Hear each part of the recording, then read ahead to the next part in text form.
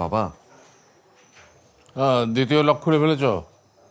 খুব ভালো, খুশি হয়েছি আমি।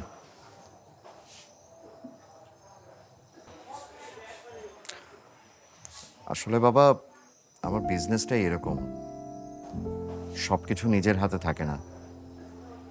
তাছাড়া লাস্ট কয়েকটা ইনভেস্টমেন্টে অনেক বড় লস খেয়েছি। তো বিজনেস জিনিসটাই তো এরকম, কখনো লাভ হবে কখনো লস হবে। বাবা, আমি জানি তুমি বলবে না, কিন্তু তারপরে বলছি, তোমার এই গুপ্তধনটা যদি সত্যি দামি কিছু হয় তাহলে আমার খুব উপকার হয়। আমার বিজনেসে যে লসটা করেছি সেটা কাভার করতে পারি। আমি সত্যি খুব বিপদে আছি বাবা। তোমাদের সময় কিন্তু আর বেশি নেই, যাও যাও, খুঁজে বের করো, যাও। জি।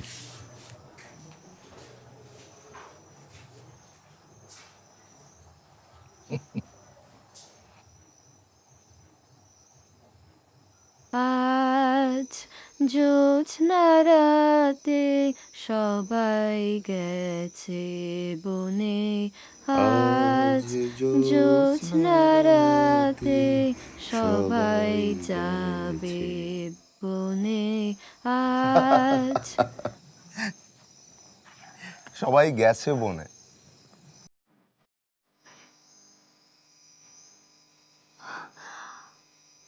আর মনে হয় পেয়ে গেছি। কি পেয়েছো? জোছনা রাতে সবাই গেছে বনে, বনে মানে হচ্ছে ছাদ। মা তো জোছনা রাতে আমাদের সবাইকে নিয়ে ছাদে আসতো।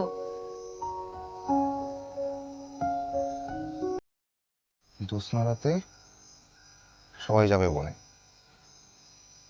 উফ, এত সহজ কথাটা বুঝতে পারি নাই। আমরা আরো বন খুঁজছি। মানে বন তো সিম্বলিকও হতে পারে, রাইট, মানে এটা তো ছাদও হতে পারে। এক্স্যাক্টলি। বাবা আমাদেরকে এটাই বুঝিয়েছে। চলো সবাইকে নিয়ে ছাদে আসি, আসো। চলো চলো।